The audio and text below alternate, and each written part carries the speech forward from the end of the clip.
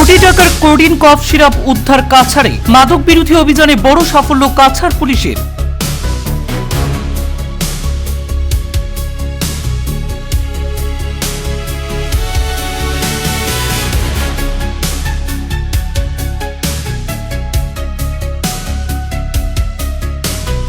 নেশা বিরোধী অভিযানে পুলিশের একের পর এক সাফল্য সামনে আসছে।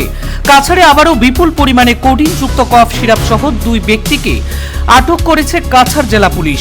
জানা গিয়েছে, পুলিশের পৃথক 2টি অভিযানে এদিন মোট 8,620 বোতল কোডিন যুক্ত কফ সিরাপ উদ্ধার হয়েছে। পাশাপাশি এই ঘটনায় 2 ব্যক্তিকেও আটক করা হয়েছে।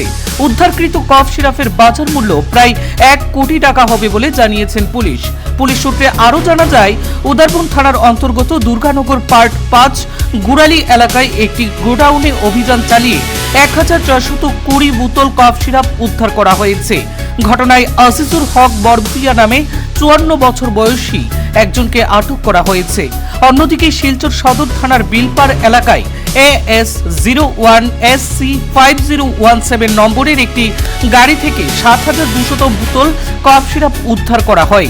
এই ঘটনায় শ্রীকোনার বাসিন্দা বিন্দুলা দাসকে আটক করা হয়েছে পুলিশের তরফে জানানো হয়েছে। পুলিশের প্রাথমিক ধারণা, উদ্ধার হওয়া কফ সিরাপগুলো অবৈধ পাচারের উদ্দেশ্যে মজুত ও পরিবহন করা হচ্ছিল।